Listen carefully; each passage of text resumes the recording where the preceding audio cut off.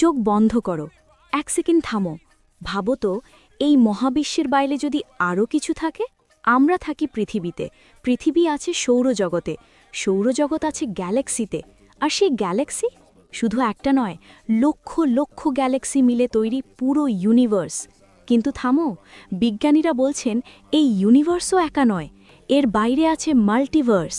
এই মাল্টিভার্সের ভেতর প্রতিটা ইউনিভার্সে একই পৃথিবী, একই মানুষ, কিন্তু আলাদা বাস্তবতা।